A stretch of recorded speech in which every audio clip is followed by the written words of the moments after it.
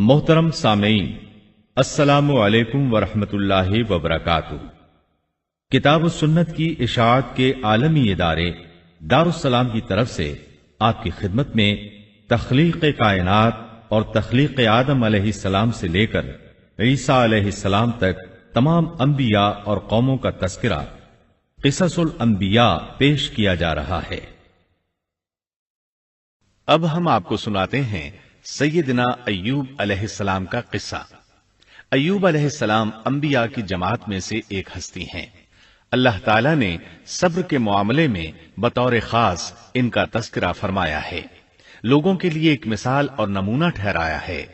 آپ کا نسب نامہ یوں ہے: ایوب بن موس بن رازح بن عیس بن اسحاق بن ابراہیم علیہ السلام، یہ سیدنا اسحاق علیہ السلام کی نسل میں سے ہیں۔ ابراہیم علیہ السلام کے دو صاحبزادے تھے، اسماعیل علیہ السلام اور اسحاق علیہ السلام۔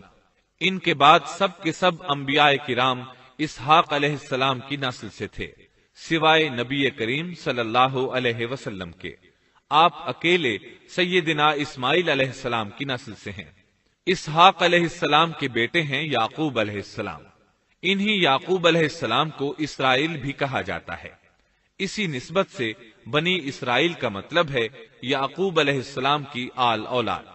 یعقوب علیہ السلام کے 12 بیٹے تھے۔ ان کے بیٹوں کو اسباط بھی کہتے ہیں۔ ان کا تذکرہ قرآن میں بھی آتا ہے۔ اب سوال یہ ہے کہ جن اسباط کا تذکرہ قرآن مجید میں انبیاء کرام علیہم السلام کے ساتھ کیا گیا ہے، کیا وہ یعقوب علیہ السلام کے بیٹے تھے یا ان بیٹوں کی اولاد میں سے تھے؟ اکثر علماء کرام نے یہ اشارہ دیا ہے کہ اسباط لفظ سے جن انبیاء کرام علیہم السلام کی طرف اشارہ کیا گیا ہے وہ یعقوب علیہ السلام کے بیٹے نہیں ہیں، اس لیے کہ انہوں نے تو یوسف علیہ السلام کے قتل کی کوشش کی تھی، اپنے والد سے جھوٹ بولا تھا، ایسے اور بھی غلط کام کیے تھے، تو ان حرکات کے کرنے والے انبیاء نہیں ہو سکتے، جبکہ اسباط سے مراد وہ انبیاء کرام ہوں گے جو ان بیٹوں کی نسل سے آئے ہوں گے۔ بنی اسرائیل کے 12 قبیلے تھے اور قبیلے کو سبت بھی کہتے ہیں، اس لیے انہیں اسباط بھی کہا جاتا ہے، یعنی بنی اسرائیل ان قبیلوں میں تقسیم ہو گئے۔ اسی طرح سیدنا ایوب علیہ السلام سیدنا اسحاق علیہ السلام کی اولاد میں سے ہوئے۔ سورہ انعام آیت 84 میں اللہ فرماتے ہیں: وَمِن ذُرِّيَّتِهِ دَاوُودَ وَسُلَيْمَانَ وَأَيُّوبَ وَيُوسُفَ وَمُوسَى وَهَارُونَ، اور اس کی اولاد میں سے داود اور سلیمان اور ایوب اور یوسف اور موسیٰ اور ہارون۔ تو یہ سب کے سب سیدنا ابراہیم علیہ السلام کی نسل سے تھے۔ ایوب علیہ السلام بھی اللہ تعالیٰ کے نبی اور رسول تھے۔ سورۃ النساء آیت 163 میں اللہ تعالیٰ فرماتے ہیں: إِنَّا أَوْحَيْنَا إِلَيْكَ كَمَا أَوْحَيْنَا إِلَىٰ إِبْرَاهِيمَ وَإِسْمَاعِيلَ وَإِسْحَاقَ وَيَعْقُوبَ وَالْأَسْبَاطِ وَعِيسَىٰ وَأَيُّوبَ وَيُونُسَ وَهَارُونَ وَسُلَيْمَانَ وَآتَيْنَا دَاوُودَ زَبُورًا۔ یقیناً ہم نے آپ کی طرف اسی طرح وحی کی ہے جیسا کہ نوح اور ان کے بعد والے نبیوں کی طرف کی، اور ہم نے وحی کی ابراہیم اور اسماعیل اور اسحاق اور یعقوب اور ان کی اولادوں پر، اور عیسیٰ اور ایوب اور یونس اور ہارون اور سلیمان کی طرف، اور ہم نے داود کو زبور عطا فرمائی۔ اللہ تعالیٰ نے ان سب انبیاء کرام علیہم السلام کی طرف وحی فرمائی، اور ایوب علیہ السلام بھی ان رسولوں میں سے ایک ہیں۔ اللہ تعالیٰ نے آپ کو آپ کی قوم سوران کی طرف مبعوث فرمایا۔ یہ قوم ملک شام میں رہائش پذیر تھی۔ آپ بہت زیادہ مالدار تھے۔ اللہ تعالیٰ نے آپ کو بہت زیادہ نعمتوں سے نوازا تھا۔ آپ کے پاس بے شمار مویشی تھے، لا تعداد نوکر چاکر تھے۔ اللہ نے آپ کو بہت سی زرعی زمین بھی عطا فرمائی تھی۔ آپ تاجر بھی تھے۔ تجارت کا سلسلہ دور دور تک پھیلا ہوا تھا۔ اللہ تعالیٰ نے آپ کو کثیر اولاد بھی عطا فرمائی تھی۔ آپ کے ہاں 7 بیٹے اور 7 بیٹیاں تھیں۔ آپ خود بھی صحت مند اور طاقتور تھے۔ آپ کے اصحاب کی تعداد بھی کافی تھی۔ گویا اللہ تعالیٰ نے آپ کو گوناگون نعمتوں سے نوازا تھا۔ آپ روئے زمین پر نعمتوں سے مالا مال شخص تھے۔ اللہ تعالیٰ نے آپ کو آزمانا چاہا تاکہ بعد میں آنے والے لوگوں کے لیے آپ صبر کی مثال بن جائیں۔ آخر صبر کا مرحلہ شروع ہو گیا۔ آپ کا سب مال و متاع ہلاک ہو گیا، یہاں تک کہ آپ فقیر ہو گئے۔ آپ کی زندگی ہی میں آپ کی ساری اولاد اللہ کو پیاری ہو گئی۔ کسی کا ایک بیٹا بھی فوت ہو جائے تو وہ کتنا غمگین ہوتا ہے، متاثر ہوتا ہے۔ سیدنا یعقوب علیہ السلام پر غم کس طرح طاری ہوا، یہاں تک کہ آپ کی آنکھوں کی بینائی تک جاتی رہی۔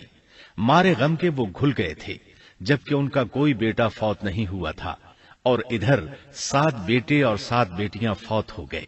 یہی نہیں، تمام مال مویشی ہلاک ہو گئے۔ معاملہ اس پر بھی ختم نہیں ہوا، آپ شدید مرض میں مبتلا ہو گئے۔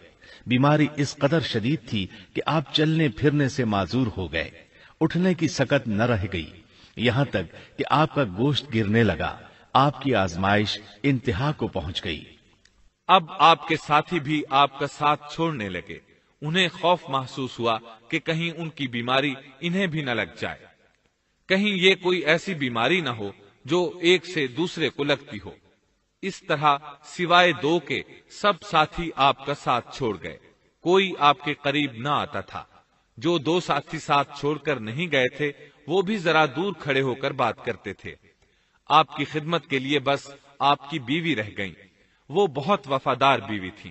یہ زوجہ محترمہ آپ کی خدمت کرتی، آپ کو کھلاتی پلاتی، آپ کو نہلاتی۔ پھر نوبت یہاں تک پہنچی کہ سارا ہی مال بالکل ختم ہو گیا۔ اب بیوی صاحبہ نے اجرت پر لوگوں کے گھروں میں کام کرنا شروع کیا تاکہ کچھ کما کر لائیں اور خاوند پر خرچ کر سکیں۔ یہ تھے اللہ کے نبی ایوب علیہ السلام، اتنی بڑی آزمائش میں پورے اترے۔ آزمائش بھی 1-2 ماہ نہیں، پورے 12 برس جاری رہی، اور ایک قول کے مطابق 18 برس جاری رہی۔ آپ اس دوران مجسمہ صبر بنے رہے۔ آپ نے کبھی کسی سے شکوہ تک نہ کیا، یہاں تک کہ کبھی زوجہ محترمہ سے بھی شکوہ نہ کیا۔ سال ہا سال اسی حالت پر گزر گئے۔ ایک بار آپ کی بیوی نے عرض کرنے کی ذرا ہمت کی اور کہا، آپ اللہ کے رسول ہیں، اگر اللہ کے حضور دعا کریں تو وہ آپ کی بیماری کو ختم فرما دیں گے، آپ کی حالت کو بدل دیں گے۔ بیوی صاحبہ کے یہ کہنے کے باوجود آپ نے بیماری کے ختم ہونے کی دعا نہ کی، نہ یہ کہا یا اللہ مجھے رزق کی فراوانی عطا فرما، بس رضائے الہی پر راضی رہے، تقدیر الہی پر خوش رہے۔ آپ نے بیوی سے فرمایا، ذرا بتاؤ تو ہم کتنا عرصہ خوشحالی اور فراوانی میں رہے ہیں، کتنا عرصہ ہم ناز و نعمت میں رہے ہیں؟ انہوں نے جواب دیا، 80 سال۔ یہ سن کر آپ نے فرمایا، مجھے اللہ تعالیٰ سے دعا کرتے حیا آتی ہے، جتنا عرصہ خوشحالی میں رہا اتنا عرصہ بیماری اور تنگ دستی میں نہیں گزرا، اس لیے میں ابھی یہ دعا نہیں کروں گا کہ وہ مجھے شفا عطا کر دے یا میری اس حالت کو بدل دے، وافر رزق عطا کرے، جب تک مجھ پر 80 سال نہ گزر جائیں۔ جس طرح میں 80 سال ناز و نعمت کی بہاریں دیکھتا رہا، اسی طرح 80 سال تک میں اسی حالت پر صبر کا دامن تھامے رہوں گا، تندرستی کا سوال نہیں کروں گا۔ آپ کے اس جواب پر بیوی صاحبہ مایوس ہو گئیں، اس لیے کہ انہیں تو بیماری کے ختم ہونے کی اور اچھے دنوں کے دوبارہ آنے کی امید تھی۔ آپ کی بات سن کر وہ بولیں، تب یہ آزمائش کی گھڑی کب ختم ہوگی؟ چونکہ اس بات سے اللہ تعالیٰ کی ناشکری ہوتی تھی، اس لیے ایوب علیہ السلام ناراض ہو گئے۔ انہوں نے اللہ کے نام کی قسم کھائی کہ اگر اللہ تعالیٰ نے مجھے شفا عطا فرمائی تو میں انہیں 100 کوڑے ماروں گا۔ دوسری طرف نوبت یہاں تک پہنچی کہ لوگوں نے آپ کی بیوی صاحبہ کو کام دینے سے انکار کرنا شروع کر دیا۔ ان کا خیال تھا کہیں ان کے شوہر کی بیماری انہیں بھی نہ لگ جائے۔ وہ سمجھتے تھے کہ ایوب علیہ السلام کی بیماری چھوت کی ہے، لہٰذا یہ بیماری ان کی بیوی کے واسطے سے انہیں بھی لگ سکتی ہے۔ جب معاملہ یہاں تک پہنچ گیا تب آپ نے ایک چھوٹی سی بات کہی، اس میں بھی کوئی واضح دعا نہیں تھی، جبکہ اس وقت سے بڑھ کر دعا کے لیے کون سا وقت ہو سکتا تھا؟ آپ کی اس بات کو اللہ تعالیٰ نے قرآن مجید میں بیان فرمایا ہے۔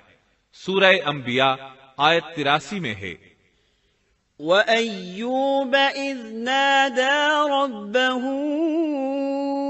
أَنِّي مَسَّنِيَ الضُّرُّ وَأَنْتَ أَرْحَمُ الرَّاحِمِينَ۔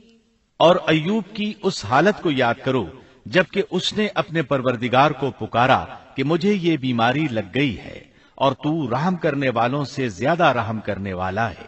مجھے آزمائش نے آ لیا ہے اور تو ارحم الراحمین ہے۔ مطلب یہ کہ آپ نے واضح الفاظ میں دعا نہیں فرمائی، یہ نہیں فرمایا الہی مجھے تندرستی عطا فرما، الہی مجھے رزق عطا فرما اور میری حالت ایسی ایسی ہو گئی ہے، تو رحیم و کریم ہے، بلکہ یوں کہا وَأَنْتَ أَرْحَمُ الرَّاحِمِينَ، عرض کیا میری نسبت میری حالت کو تو ہی بہتر جاننے والا ہے۔ اللہ تعالیٰ نے دوسری آیت میں آپ کی حالت کو اس طرح بیان کیا ہے۔ سورہ صاد آیت 41 میں اللہ تعالیٰ فرماتے ہیں وَاذْكُرْ عَبْدَنَا أَيُّوبَ إِذْ نَادَى رَبَّهُ أَنِّي مَسَّنِيَ الشَّيْطَانُ بِنُصْبٍ وَعَذَابٍ۔ اور ہمارے بندے ایوب کا بھی ذکر کر جبکہ اس نے اپنے رب کو پکارا کہ مجھے شیطان نے رنج اور دکھ پہنچایا ہے۔ گویا آپ نے اس بیماری اور مصیبت کو اللہ تعالیٰ کی طرف منسوب نہیں فرمایا، بلکہ اللہ تعالیٰ کو اس سے مبرہ و پاک ٹھہرایا اور اسے شیطان کی طرف منسوب کیا۔ یوں نہیں کہا اللہ تو نے مجھے مصیبت میں ڈال دیا، بلکہ اس کو غیر اللہ یعنی شیطان کی جانب منسوب کیا۔ حدیث میں بھی اسی طرح آتا ہے وَالشَّرُّ لَيْسَ إِلَيْكَ، برائی تیری طرف سے نہیں ہے۔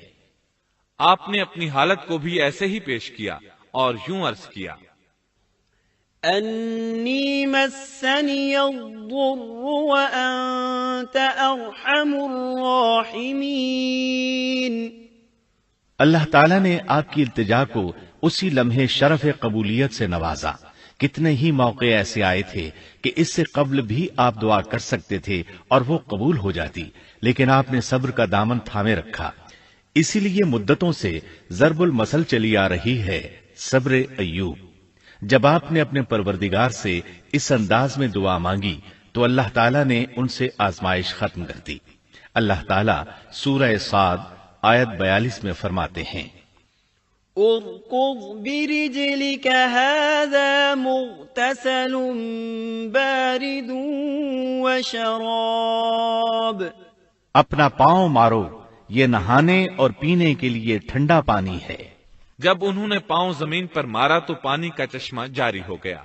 علماء کرام کہتے ہیں جب انہوں نے اس پانی سے غسل کیا تو جسم کے بیرونی حصے سے بیماری ختم ہو گئی، اور جو ہی پانی پیا جسم کے اندرونی حصے کی بیماری ختم ہو گئی، اور یہ اللہ عز و جل کا عظیم احسان ہے۔ پھر سے بالکل تندرست بن گئے، ان کی صحت و توانائی لوٹ آئی، ایسے صحت مند ہو گئے جیسے پہلے کبھی ہوا کرتے تھے۔ ان کی زوجہ محترمہ باہر سے گھر آئیں تو بالکل نہ پہچان سکیں۔ ان سے پوچھنے لگیں کیا آپ نے اللہ کے نبی میرے خاوند یعنی مرض میں مبتلا شخص کو دیکھا ہے؟ اللہ کی قسم جب میرے خاوند صحت مند تھے تو بالکل آپ جیسے تھے، میں نے آپ سے بڑھ کر ان سے ملتا جلتا آدمی آج تک نہیں دیکھا۔ اس پر ایوب علیہ السلام بولے کیا تم نے مجھے پہچانا نہیں؟ انہوں نے حیران ہو کر پوچھا آپ کون ہیں؟ تب وہ بولے میں ایوب ہوں۔ وہ بولیں سبحان اللہ، اس کا مطلب ہے بیماری ختم ہو گئی، اللہ تعالیٰ کا احسان ہو گیا۔ اس کے بعد اللہ تعالیٰ نے انہیں اہل و عیال کی نعمتیں بھی لوٹا دیں، ان کے مویشی بھی انہیں واپس مل گئے۔ سیدنا ابن عباس رضی اللہ عنہما فرماتے ہیں اللہ تعالیٰ نے صرف انہیں ہی اپنے فضل و کرم سے نہیں نوازا بلکہ ان کے ساتھ ان کی اہلیہ کو بھی اپنے خاص فضل و کرم سے نوازا، اس لیے کہ انہوں نے بھی اس عظیم آزمائش میں صبر کیا تھا، عظیم صبر کا مظاہرہ کیا تھا۔ اللہ تعالیٰ نے ان کی جوانی کو بھی لوٹا دیا۔ ان سے سیدنا ایوب علیہ السلام کے ہاں 26 بیٹے بیٹیاں پیدا ہوئے۔ یہ روایت بھی ملتی ہے کہ 26 بیٹے ہی بیٹے تھے۔ بیٹیاں اس کے علاوہ تھیں۔ اللہ تعالیٰ سورہ انبیاء آیت 84 میں فرماتے ہیں، وَآتَيْنَاهُ أَهْلَهُ وَمِثْلَهُم مَّعَهُمْ رَحْمَةً مِّنْ عِندِنَا وَذِكْرَىٰ لِلْعَابِدِينَ۔ ہم نے اس کو اہل و عیال عطا فرمائے، بلکہ ان کے ساتھ ویسے ہی اور اپنی خاص مہربانی سے، تاکہ سچے بندوں کے لیے سبب نصیحت ہو۔ مطلب یہ کہ ان کی جوانی واپس کر دی، مال و دولت لوٹا دیا، اور یہ چیزیں انہیں فوراً واپس کر دی تھیں۔ جسمانی صحت بھی واپس فرمائی اور دنیاوی دولت بھی واپس کر دی۔ امام بخاری، امام احمد اور دیگر محدثین نبی کریم صلی اللہ علیہ وسلم سے روایت بیان کرتے ہیں کہ نبی کریم صلی اللہ علیہ وسلم نے فرمایا، جب سیدنا ایوب علیہ السلام غسل فرما رہے تھے تو ان پر ٹڈیوں کی موسلا دھار بارش ہونے لگی۔ یہ ٹڈیاں کیا تھیں؟ وہ سونے کی ٹڈیاں تھیں۔ اللہ تعالیٰ ان کو غسل کے دوران ہی اتارنے لگے۔ ایوب علیہ السلام نے ان کو کپڑے میں جمع کرنا شروع کیا۔ اس پر اللہ تعالیٰ نے فرمایا، اے ایوب، کیا میں نے تجھے مالدار نہیں بنا دیا؟ اس نئے نازل ہونے والے مال سے بے پرواہ نہیں بنا دیا؟ ایوب علیہ السلام نے عرض کیا، جی ہاں میرے پروردگار، لیکن میں آپ کی رحمت اور برکت سے تو بے پرواہ نہیں ہو سکتا۔ بلا یا رب ولكن لا غنى لي عن برکتک۔ ہاں اے رب، لیکن میں تیری برکت سے دور کیسے رہ سکتا ہوں؟ ان کا مال و دولت سب واپس مل گیا، اہل و عیال بھی مل گئے، صحت بھی پلٹ آئی۔ یہ سب اللہ کے خاص فضل و کرم سے تھا اور اس عظیم صبر کے صلے میں تھا جو انہوں نے کیا تھا۔ اللہ تعالیٰ نے ان کی اہلیہ محترمہ پر بھی نرمی فرمائی، جیسا کہ سورہ صاد آیت 44 میں فرماتے ہیں، وَخُذْ بِيَدِكَ ضِغْثًا۔ اور اپنے ہاتھ میں تنکوں کی ایک جھاڑو پکڑو۔ بالکل باریک تنکوں کی ایک جھاڑو لو، اس میں 100 تنکے ہوں، ان کو اکٹھا کر لو۔ اس کے بعد فرمایا، فَاضْرِب بِّهِ وَلَا تَحْنَثْ۔ جھاڑو سے اسے مار اور قسم کے خلاف نہ کر۔ مطلب یہ کہ ایوب علیہ السلام نے اپنی بیوی کو 100 کوڑے مارنے کی قسم کھائی تھی۔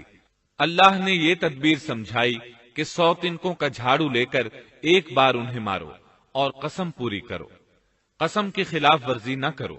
اس طرح آپ کی قسم بھی پوری ہو جائے گی اور بیوی کو بھی تکلیف نہیں پہنچے گی۔ تو اس طرح اللہ تعالیٰ نے ان کی زوجہ محترمہ پر خاص مہربانی فرمائی۔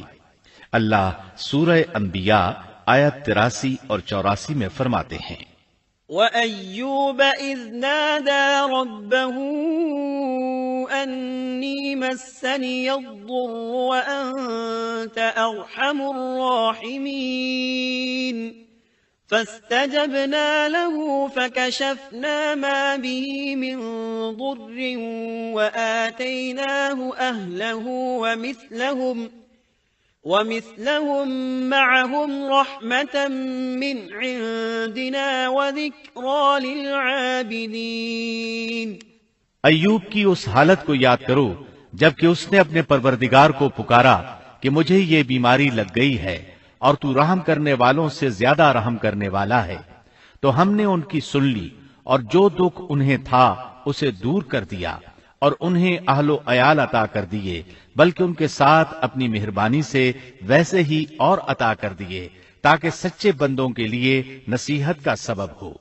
اسی طرح اللہ تعالی سورہ صاد آیت 41 تا 44 میں فرماتے ہیں، وَاذْكُرْ عَبْدَنَا أَيُّوبَ إِذْ نَادَى رَبَّهُ أَنِّي مَسَّنِيَ الشَّيْطَانُ بِنُصْبٍ وَعَذَابٍ ارْكُضْ بِرِجْلِكَ هَذَا مُغْتَسَلٌ بَارِدٌ وَشَرَابٌ وَوَهَبْنَا لَهُ أَهْلَهُ وَمِثْلَهُم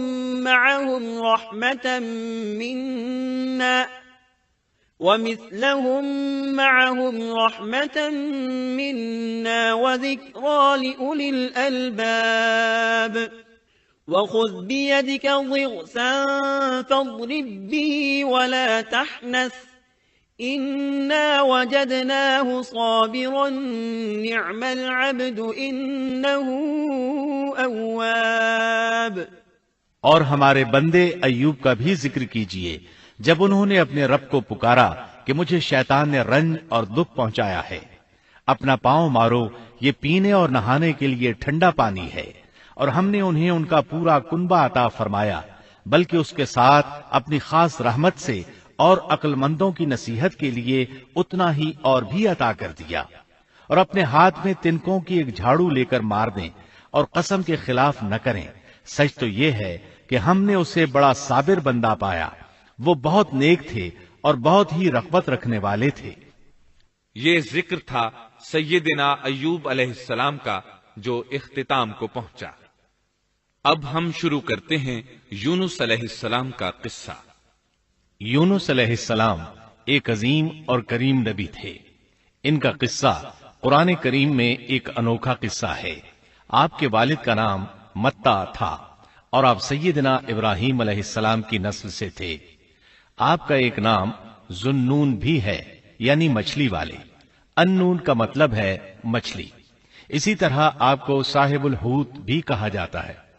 اللہ تعالیٰ نے آپ کو ان سب ناموں سے پکارا ہے۔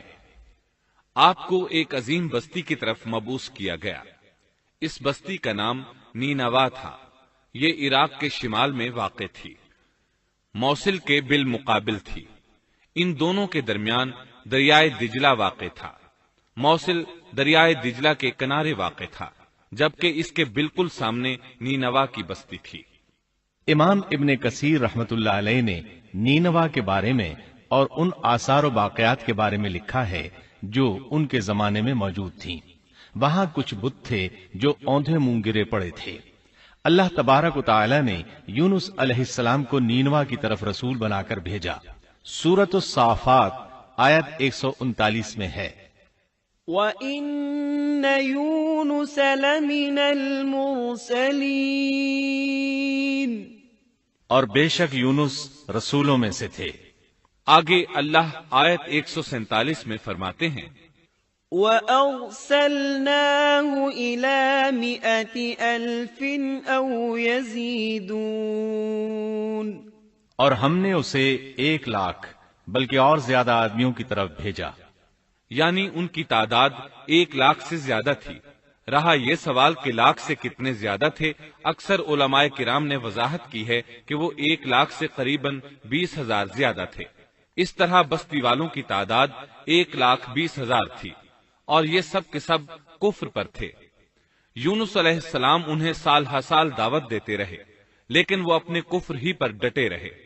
پھر انہوں نے سیدنا یونس علیہ السلام پر ظلم و جبر شروع کر دیا، انہیں دھمکیاں دیں، مصائب و آلام سے دوچار کیا۔ مطلب یہ کہ جس طرح دوسرے انبیاء کرام کے ساتھ کیا گیا، ان کے ساتھ بھی وہی سلوک ہوا۔ آخر آپ نے اپنی قوم کو اللہ کے عذاب سے آگاہ کرتے ہوئے اعلان فرما دیا کہ فلاں دن تم پر عذاب آ جائے گا۔ پھر خود غصے کی حالت میں اس بستی سے نکل گئے، جبکہ اللہ تعالیٰ نے انہیں متعین دن کی مہلت دینے کی اجازت تو دی تھی، لیکن اس بستی سے نکل جانے کا حکم نہیں دیا تھا۔ جب آپ نے انہیں یہ مہلت سنائی تو خود غصے کی حالت میں بستی سے نکل گئے۔ سورہ انبیاء آیت 87 میں اللہ تعالیٰ فرماتے ہیں، وَذَا النُّونِ إِذ ذَهَبَ مُغَاضِبًا فَظَنَّ أَن لَّن نَّقْدِرَ عَلَيْهِ، مچھلی والے کو یاد کرو جبکہ وہ غصے سے چل دیا اور خیال کیا کہ ہم اسے نہ پکڑ سکیں گے۔ اس آیت کی تفسیر میں امام رازی رحمہ اللہ لکھتے ہیں، جس نے یہ گمان کیا کہ اللہ تعالیٰ اسے پکڑنے کی قدرت نہیں رکھتا، وہ آدمی کافر ہے۔ سیدنا امیر معاویہ رضی اللہ عنہ سے روایت ہے، انہوں نے سیدنا ابن عباس رضی اللہ عنہما سے کہا، آج رات قرآن کریم کی چند آیات کے معانی میں میں الجھ کر رہ گیا ہوں، مجھے کوئی راستہ سجھائی نہیں دے رہا کہ اس الجھن سے کس طرح نکلوں۔ مجھے بس آپ ایسے نظر آتے ہیں جو ان آیات کا مطلب بتا سکتے ہیں، کم از کم میں ان آیات کی تفسیر اور تعبیر نہیں سمجھ سکا۔ ابن عباس رضی اللہ عنہما نے پوچھا وہ کون سی آیات ہیں؟ سیدنا امیر معاویہ رضی اللہ عنہ کہنے لگے یونس علیہ السلام کا یہ خیال کرنا کہ اللہ تعالیٰ ان پر قدرت نہیں رکھتے، یہ سن کر سیدنا ابن عباس رضی اللہ عنہما نے فرمایا اس سے مراد یہ نہیں، یہ لفظ قدر یہاں تنگی کے معنی میں آیا ہے، قدرت اور طاقت رکھنے کے معنی میں نہیں۔ اللہ تعالیٰ نے قدر بمعنی تنگی اور قدر بمعنی قدرت دونوں کا استعمال کیا ہے۔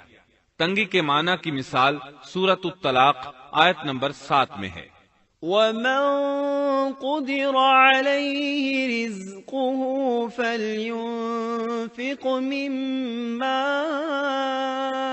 آتَاهُ اللَّهُ، اور جس پر اس کے رزق کی تنگی کی گئی ہو اسے چاہیے کہ جو کچھ اللہ تعالیٰ نے اسے دے رکھا ہے اسی میں سے اپنی حیثیت کے مطابق دے۔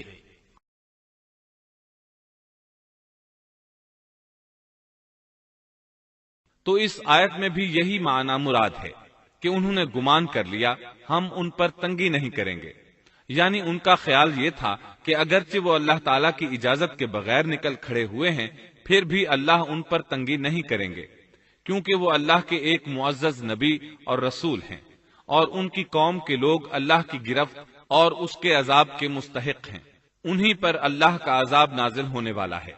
اس عذاب کی خبر انہیں پہلے ہی سنا دی گئی ہے اور مہلت دے دی گئی ہے، مگر وہ خود اگرچہ اللہ کی اجازت کے بغیر ہی چلے آئے ہیں پھر بھی انہیں سرزنش نہیں کی جائے گی اور وہ کسی گرفت میں نہیں آئیں گے۔ اللہ تعالیٰ ان کے لیے کوئی تنگی نہیں فرمائیں گے۔ اللہ تعالیٰ سورۃ الانبیاء آیت 87 میں فرماتے ہیں، فَظَنَّ أَن لَّن نَّقْدِرَ عَلَيْهِ، اس نے خیال کیا کہ ہم اسے پکڑ نہیں سکیں گے، مطلب یہ کہ ہم انہیں کوئی سزا نہیں کریں گے اور ان پر کسی طرح کی تنگی نہیں کریں گے، اور وہ سمندر کی طرف چل دیے۔ انہی دنوں میں عذاب الہی کی کچھ علامات نینوا بستی پر ظاہر ہونا شروع ہو گئیں۔ ایک بہت بڑا سیاہ بادل ان کی طرف بڑھنے لگا، اس بادل میں آگ کے شعلے دکھائی دینے لگے۔ ان لوگوں نے یہ بادل ان متعین دنوں میں سے پہلے ہی دن دیکھ لیا۔ اس کو دیکھتے ہی وہ سمجھ گئے کہ جس طرح سیدنا یونس علیہ السلام نے انہیں آگاہ کیا تھا یہ عذاب ان پر نازل ہو کر رہے گا، اور جو عذاب سیدنا لوط علیہ السلام کی قوم پر آیا تھا وہ اس کے بارے میں بھی اچھی طرح جانتے تھے۔ وہ بستی ان کی بستی کے قریب ہی تھی، اس لیے وہ ڈر گئے۔ ان کے سردار جمع ہوئے اور کہنے لگے، جیسے تم سے پہلے لوگوں پر عذاب اترا کرتے تھے تم پر بھی یہ نازل ہو کر رہے گا، جلدی کرو سب جمع ہو جاؤ۔ چنانچہ انہوں نے اس بات پر اتفاق کر لیا کہ سیدنا یونس علیہ السلام نے بالکل سچ فرمایا تھا۔ اللہ کی قسم یہ بالکل وہی عذاب ہے، تم اللہ کے عذاب سے نجات نہیں پا سکو گے۔ اس سے بچنے کی ایک ہی صورت ہے کہ تم ایمان لے آؤ اور توبہ کر لو۔ اس طرح وہ سب کے سب ایمان لے آئے، لیکن سیدنا یونس علیہ السلام وہاں موجود نہیں تھے۔ ان کی عدم موجودگی میں یہ سب کے سب یعنی 1,20,000 افراد ایمان لے آئے۔ انہوں نے پیوند لگے کپڑے پہنے اور اللہ کے حضور عاجزی، انکساری اور آہوزاری شروع کر دی، رونے لگے، اللہ سے بخشش مانگنے لگے، پھر اسی حالت زار میں باہر کھلے میدان کی طرف نکل آئے۔ ان کے سرداروں نے سب کو الگ الگ کر دیا، یہاں تک کہ ماں اور بیٹے کو بھی جدا کر دیا۔ سب اپنی اپنی جگہ پر یعنی ماں اپنی جگہ پر اور بیٹا اپنی جگہ پر آہوزاری کرنے لگے تاکہ ان پر اللہ تعالیٰ کی رحمت نازل ہو جائے۔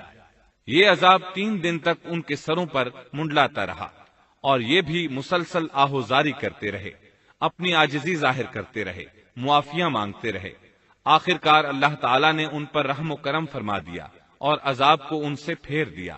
اللہ تعالیٰ سورہ یونس آیت 98 میں فرماتے ہیں، فَلَوْلَا كَانَتْ قَرْيَةٌ آمَنَتْ فَنَفَعَهَا إِيمَانُهَا إِلَّا قَوْمَ يُونُسَ، چنانچہ کوئی بستی ایمان نہ لائی کہ ایمان لانا اس کے لیے فائدہ مند ہوتا سوائے یونس کی قوم کے۔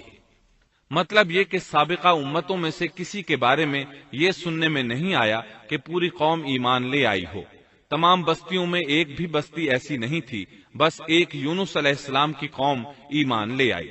اللہ تعالیٰ سورہ یونس آیت 98 میں فرماتے ہیں، لما آمنوا كشفنا عنهم عذاب الخزي في الحياة الدنيا ومتعناهم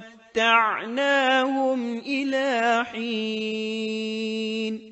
جب وہ ایمان لے آئے تو ہم نے رسوائی کے عذاب کو دنیاوی زندگی میں ان پر سے ٹال دیا اور ان کو ایک وقت تک کے لیے زندگی سے فائدہ اٹھانے کا موقع دیا۔ مطلب یہ کہ ہم نے انہیں دنیاوی زندگی کا لطف اٹھانے کا موقع دیا۔ اب اس قوم پر قیامت کے دن تک عذاب نہیں اترے گا۔ علامہ ابن کثیر رحمت اللہ علیہ فرماتے ہیں، اس آیت کریمہ کا مفہوم یہ ہے کہ کسی بستی کے تمام باشندے کسی نبی پر کبھی ایمان نہیں لائے، یا تو سب نے کفر کیا یا پھر اکثر نے کفر کیا، لیکن یونس علیہ السلام کی قوم واحد ایسی قوم ہے جو تمام کی تمام عذاب الہی کے آثار دیکھ کر ایمان لے آئی۔ سابقہ ادوار میں جتنی بھی بستیاں گزری ان میں اہل ایمان کے ساتھ یا تو کفار رہے ہیں یا ان میں منافقین بھی رہے ہیں، سوائے یونس علیہ السلام کی قوم کے وہ سب کے سب کافر تھے، پھر سب کے سب ایمان لے آئے۔ یہ اللہ تعالیٰ کے عجائبات میں سے ہے اور اس کی قدرت اور رحمت کی نشانیوں میں سے ہے۔ اب دوسری طرف کی سنیے، یونس علیہ السلام کو کچھ معلوم نہیں تھا کہ ان کی قوم کے ساتھ کیا ہوا۔ آپ تو غصے کی حالت میں بستی سے نکل کر سمندر کی طرف چلے آئے تھے۔ آپ ایک کشتی کی طرف آئے، اس میں سواریاں اور ساز و سامان لدا ہوا تھا۔ اللہ تعالیٰ سورۃ الصافات آیت 140 میں فرماتے ہیں، اذ ابق الى الفلك المشحون، جب وہ بھاگ کر بھری کشتی پر پہنچے۔ کشتی روانہ ہوئی، موجیں اٹھیں، سمندر میں طغیانی آئی، یوں لگتا تھا کہ بس ابھی غرق ہوئے۔ کہنے لگے بوجھ ہلکا کرو، اپنا ساز و سامان سمندر میں پھینک دو۔ چنانچہ انہوں نے اپنا اپنا ساز و سامان سمندر میں پھینک دیا۔ اس طرح کشتی کچھ ہلکی ہو گئی، لیکن ضرورت کے مطابق ہلکی نہ ہو سکی۔ اب وہ کہنے لگے کسی کو سمندر میں گرانا ضروری ہے تاکہ کشتی مزید ہلکی ہو جائے، ورنہ یہ ڈوب جائے گی۔ جلدی کرو، قرع ڈالو۔ جس کے نام کا قرع نکلتا جائے اسے سمندر میں گراتے جاؤ اور بار بار یہ عمل دہراتے جاؤ یہاں تک کہ کشتی ہلکی ہو جائے۔ چنانچہ قرع ڈالا گیا۔ سب سے پہلے یونس علیہ السلام کا نام نکلا۔ سب کہنے لگے نہیں، یہ تو ایسے نہیں ہیں، ان کے چہرے پر تو سجدوں کے نشانات ہیں، انہیں رہنے دو، پھر قرع ڈالو۔ چنانچہ پھر قرع ڈالا گیا، پھر انہی کا نام نکلا۔ سب نے تعجب کیا۔ تیسری مرتبہ پھر قرع ڈالا گیا، اس بار پھر یونس علیہ السلام ہی کا نام نکلا۔ اللہ تعالیٰ سورۃ الصافات آیت 141 میں فرماتے ہیں، فساهم فكان من المدحضين، پھر قرآن اندازی ہوئی تو یہ مغلوب ہو گئے۔ ہر بار انہی کا نام نکلا۔ آخر کار ان لوگوں نے انہیں پکڑ کر سمندر میں گرا دیا۔ فالتقمه الحوت، تو پھر انہیں مچھلی نے نگل لیا۔ حوت بڑی مچھلی کو کہتے ہیں۔ اللہ تعالیٰ نے حوت کو القاء فرمایا، انہیں کھانا نہیں، نہ ان کے جسم کو کوئی گزند پہنچے۔ یہ اس مچھلی کو اللہ تعالیٰ کے احکامات تھے۔ اللہ تعالیٰ سورۃ الصافات آیت 142 میں فرماتے ہیں، فالتقمه الحوت وهو مليم، تو پھر انہیں مچھلی نے نگل لیا اور وہ خود اپنے آپ کو ملامت کرنے لگے۔ یعنی وہ سمجھ گئے کہ بار بار جو ان کا نام قرآن اندازی میں نکلتا رہا ہے تو وہی مقصود ہیں، چنانچہ خود کو ملامت کرنے لگے، اور یہ ملامت توبہ کی ابتدا ہے کہ انسان خود کو ملامت کرتا ہے۔ اب یونس علیہ السلام مچھلی کے پیٹ میں تھے۔ اللہ کی قدرت، آپ مچھلی کے پیٹ میں 3 دن تک رہے، بعض روایات میں 7 دن اور زیادہ سے زیادہ مدت 40 روز آئی ہے۔ آپ نے مچھلی کے پیٹ میں اللہ تعالیٰ کو پکارا۔ اللہ سورۃ الانبیاء آیت 87 میں فرماتے ہیں، فنادى في الظلمات، آخر کار وہ اندھیروں کے اندر سے پکار اٹھے۔ علماء نے یہاں 3 اندھیروں کا ذکر کیا ہے، مچھلی کے پیٹ کا اندھیرا، سمندر کا اندھیرا اور رات کا اندھیرا، گویا ان پر یہ سارے اندھیرے اکٹھے ہو گئے تھے۔ اللہ سورۃ الصافات آیت 143 اور 144 میں فرماتے ہیں، فلولا أنه كان من المسبحين للبث في بطنه إلى يوم يبعثون۔ پس اگر یہ پاکی بیان کرنے والوں میں سے نہ ہوتے تو لوگوں کے اٹھائے جانے کے دن تک اس کے پیٹ ہی میں رہتے۔ مطلب یہ کہ اگر آپ اللہ تبارک و تعالی کی تسبیح نہ بیان کرتے تو مچھلی کے پیٹ ہی میں رہتے۔ آپ نے دعا نہیں مانگی بلکہ اللہ عز و جل کی تسبیح بیان کی۔ روایات میں یوں بھی آتا ہے کہ جب مچھلی آپ کو سمندر کی اتھاہ گہرائی میں لے گئی تو آپ وہاں آبی مخلوقات کی تسبیحات کی آوازیں سننے لگے، گویا اللہ تعالی نے انہیں القاء فرمایا کہ آپ بھی تسبیح کریں۔ اللہ سورۃ الانبیاء آیت 87 میں فرماتے ہیں، فنادى في الظلمات أن لا إله إلا أنت سبحانك إني كنت من الظالمين۔ بالآخر وہ اندھیروں کے اندر سے پکار اٹھا کہ الہی تیرے سوا کوئی معبود نہیں، تو پاک ہے، بے شک میں ظالموں میں ہو گیا۔ چنانچہ یونس علیہ السلام نے اس تسبیح کے الفاظ کو یوں ادا فرمایا، لا إله إلا أنت سبحانك إني كنت من الظالمين۔ امام احمد، امام ترمذی، امام نسائی اور دیگر ائمہ رحمہم اللہ نے یہ حدیث نقل کی ہے کہ یونس علیہ السلام کی وہ دعا جو انہوں نے مچھلی کے پیٹ میں مانگی تھی وہ یہی ہے، لا إله إلا أنت سبحانك إني كنت من الظالمين۔ جو بھی مسلمان یہ دعا اپنی کسی حاجت میں مانگے گا اللہ تعالیٰ اس کی دعا ضرور قبول فرمائے گا۔ یہ دعائے مستجاب ہے، مقبول دعاؤں میں سے ہے۔ اسی دعا کے بعد اللہ تعالیٰ نے یونس علیہ السلام کو اس پریشانی سے نجات عطا فرمائی۔ اللہ سورۃ الانبیاء آیت 88 میں فرماتے ہیں، فاستجبنا له ونجيناه من الغم وكذلك ننجي المؤمنين۔ تو ہم نے اس کی پکار سن لی اور اسے غم سے نجات دے دی، اور ہم ایمان والوں کو اسی طرح بچا لیا کرتے ہیں۔ ایک صحابی نے نبی کریم صلی اللہ علیہ وسلم سے پوچھا، اے اللہ کے رسول صلی اللہ علیہ وسلم، یونس علیہ السلام نے جو دعا مچھلی کے پیٹ میں مانگی کیا وہ صرف انہی کے لیے تھی یا ان کے بعد اہل ایمان کے لیے بھی ہے؟ تو آپ نے فرمایا، یہ دعا یونس علیہ السلام کے لیے خاص تھی اور سب اہل ایمان کے لیے عام ہے۔ کیا تم نے اللہ تعالیٰ کا یہ فرمان نہیں سنا؟ وَكَذَلِكَ نُنْجِي الْمُؤْمِنِينَ۔ اور ہم ایمان والوں کو اسی طرح بچا لیا کرتے ہیں۔ جو بھی اس دعا کو پڑھے گا اللہ اسے رنج و غم سے نجات دیں گے۔ ایک قول کے مطابق تقریباً 40 روز آپ کی شب و روز یہی دعا رہی۔ اس مدت کے ختم ہونے پر اللہ تعالیٰ نے آپ کی دعا کو قبولیت بخشی۔ مچھلی ساحل پر پہنچی، انہیں کنارے پر ڈالا اور واپس چلی گئی۔ اس بات کو اللہ تعالیٰ نے سورۃ الصافات آیت 145 میں یوں بیان فرمایا ہے، فَنَبَذْنَاهُ بِالْعَرَاءِ وَهُوَ سَقِيمٌ۔ پس اسے ہم نے چٹیل میدان میں ڈال دیا اور وہ اس وقت بیمار تھے۔ آپ وہاں اسی طرح لیٹے رہے۔ پھر اللہ کی قدرت سے آپ کے قریب ایک بیلدار درخت اگا، جیسا کہ سورۃ الصافات آیت 146 میں ہے، وَأَنبَتْنَا عَلَيْهِ شَجَرَةً مِّن يَقْطِينٍ۔ اور اس پر سایہ کرنے والا ایک بیلدار درخت ہم نے اگا دیا۔ اس کدو کے درخت کے متعلق مورخین کا کہنا ہے کہ اللہ تعالیٰ نے اس درخت کا انتخاب اس لیے فرمایا تھا کہ اس درخت کے پتے چوڑے ہوتے ہیں، ان کے سائے میں انہیں ڈھانپ دیا گیا تاکہ ہوا سے اذیت نہ پہنچے، اس لیے کہ ان کے جسم سے جلد اتر گئی تھی۔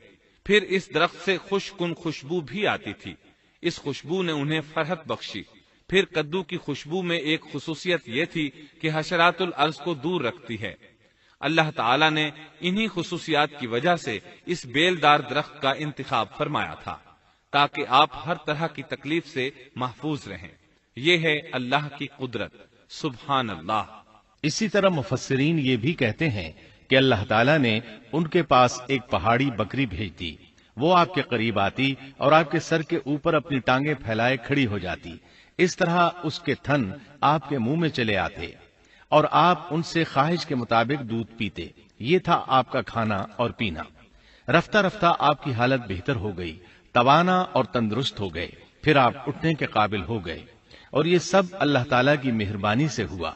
جب آپ کی صحت لوٹ آئی تو اللہ تعالیٰ نے آپ کو پھر آپ کی قوم کی طرف بھیجا، جیسا کہ سورۃ الصافات آیت 148 میں ہے۔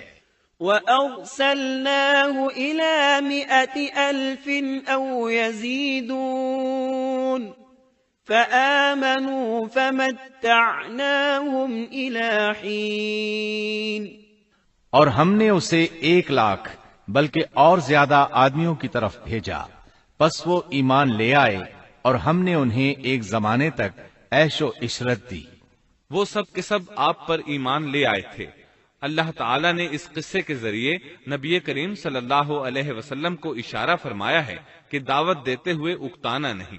اللہ سورۃ القلم آیت 48 میں فرماتے ہیں، وَلَا تَكُن كَصَاحِبِ الْحُوتِ، اور مچھلی والے کی طرح نہ ہو جائیے۔ ان لوگوں کو دعوت حق دیتے رہیے۔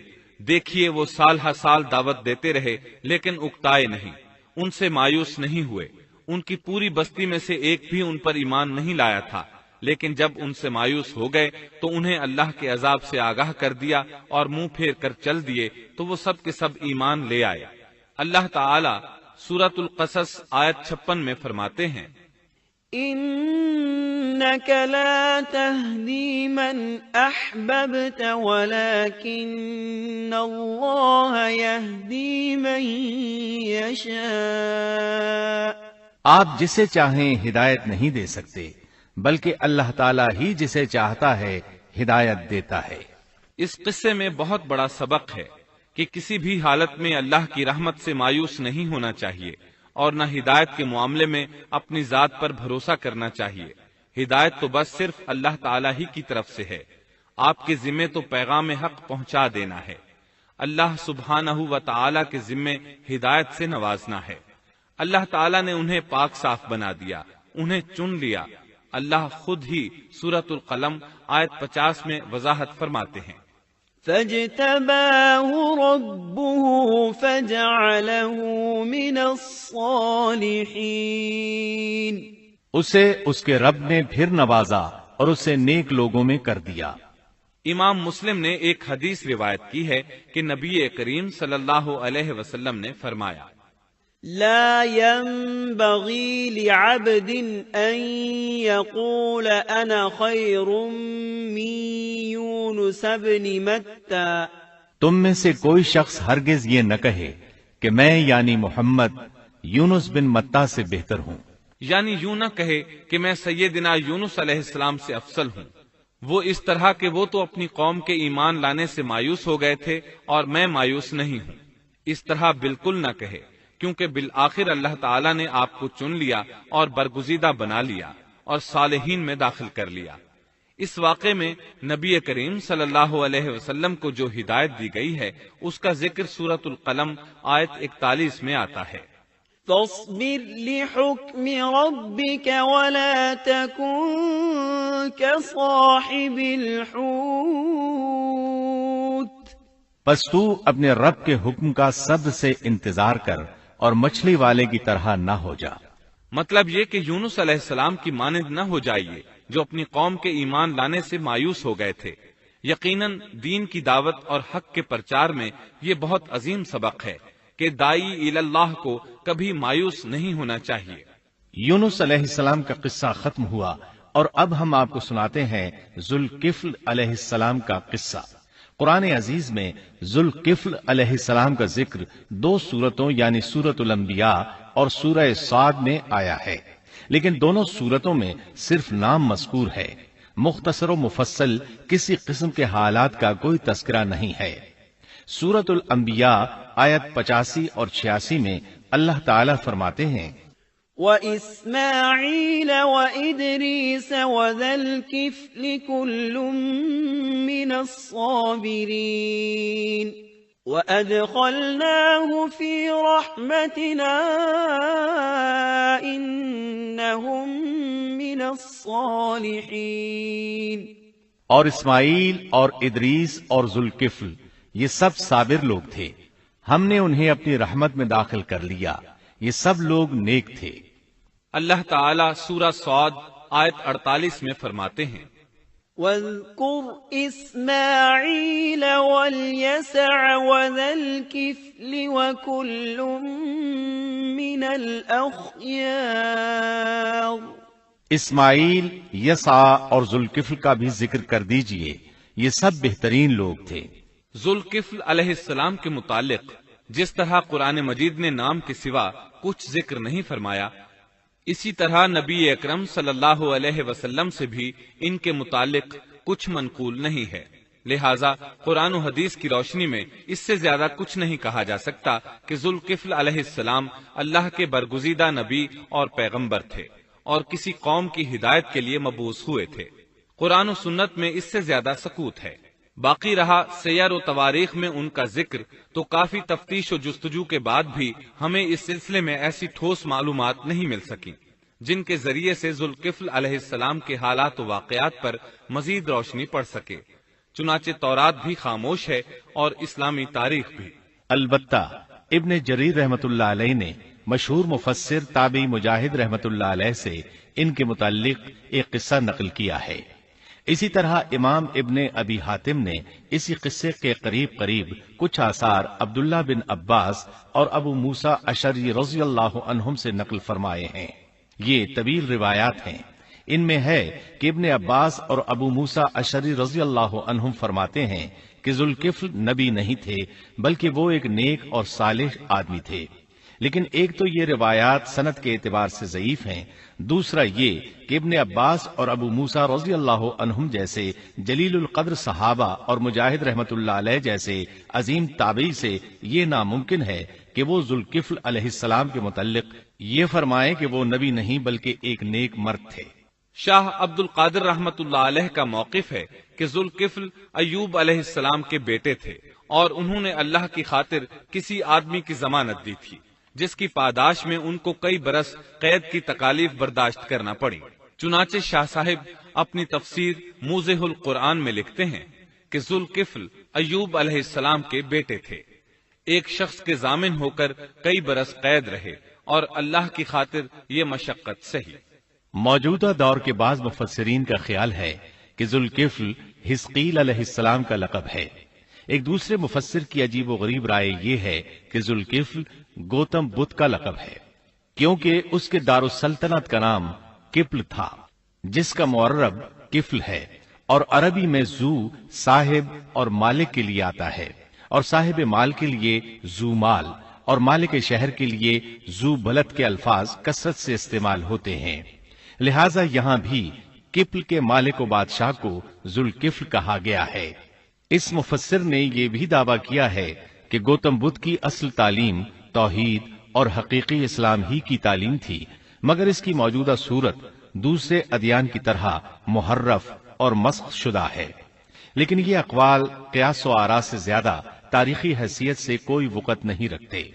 ہم اس تعصب کے قائل نہیں ہیں کہ اگر صحیح تاریخ سے یہ ثابت ہو جائے کہ قرآن نے جن انبیاء کے صرف نام ذکر کیے ہیں ان کا مصداق فلاں برگزیدہ ہستی ہے، اور اس کا انکار صرف اس لیے کر دیا جائے کہ اس سے پہلے چونکہ ایسی بات کسی نے نہیں کہی اس لیے یہ قابل رد ہے۔ یقیناً ہم اس حقیقت کو تسلیم کرتے ہیں کہ تاریخی حقائق کی جستجو کا باب بند نہیں ہوا، اور آئے دن نئی نئی تحقیقات سامنے آ رہی ہیں اور جدید انکشافات ہو رہے ہیں، بلکہ ان کے ذریعے قرآن مجید اور احادیث رسول کے بیان کردہ واقعات کی تصدیق ہوتی چلی جا رہی ہے۔ ملحد و بے دین لوگ ان کا انکار اس لیے کرتے اور کرتے آ رہے ہیں کہ تاریخ اور فلسفہ ان کا ساتھ نہیں دیتے، لیکن اگر قرآن کریم کی بیان کردہ کسی ہستی کے متعلق مزید انکشافات روشنی میں آئیں تو ہمارے لیے انکار کا باعث نہیں بلکہ مخالفین پر مزید حجت اور دلیل ہیں۔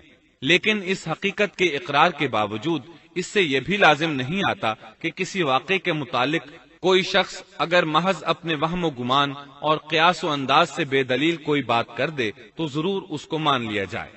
چنانچہ ذوالکفل علیہ السلام کو گوتم بدھ قرار دینا ابھی تک اس سے زیادہ کوئی حیثیت نہیں رکھتا۔ ہمارے لیے دنیا کے مختلف گوشوں میں اللہ کے فرستادہ نبیوں پر ایمان لانے کے لیے قرآن کی وہ تینوں دفعات کافی ہیں جو دین اسلام کا امتیازی وصف ہیں۔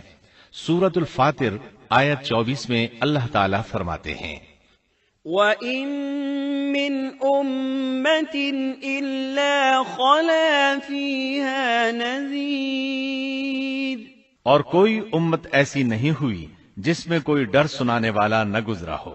سورۃ المومن آیت 78 میں اللہ تعالیٰ فرماتے ہیں، مِّنْهُم مَّن قَصَصْنَا عَلَيْكَ وَمِنْهُم مَّن لَّمْ نَقْصُصْ عَلَيْكَ، بعض انبیاء کے واقعات ہم آپ کو بیان کر چکے ہیں اور ان میں سے بعض کے قصے تو ہم نے آپ کو بیان ہی نہیں کیے۔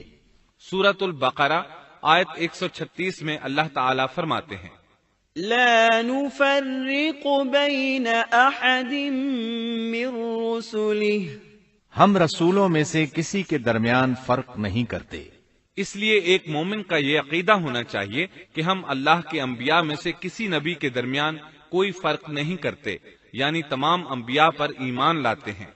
اس صاف اور واضح عقیدے کے بعد اگر ہمارے سامنے کسی ملک اور کسی خطے کے انبیاء اور رسول کے واقعات نہیں بھی آئے تو اس کے اسباب و وجوہات اور ہیں، لیکن جہاں تک ان پر ایمان لانے کا تعلق ہے وہ اختصار سے بھی کافی ہے، اور ان کی تفصیلات سے آگاہی ہماری رشد و ہدایت کے مقاصد یعنی اللہ پر ایمان اور نیک اعمال کے لیے ضروری نہیں ہے، خصوصاً جبکہ اللہ تعالیٰ نے ہم پر یہ حقیقت بھی قرآن مجید میں واضح کر دی ہے کہ نبی اکرم صلی اللہ علیہ وسلم خاتم النبیین ہیں اور تمام سچے ادیان کی صحیح اور حقیقی تعلیم کی تصدیق کر کے ان کو بلند درجات کے درجہ کمال تک پہنچانے والے ہیں، جیسا کہ سورۃ المائدہ آیت 3 میں اللہ تعالیٰ فرماتے ہیں، اليوم اکملت لکم دینکم واتممت علیکم نعمتی ورضیت لکم الاسلام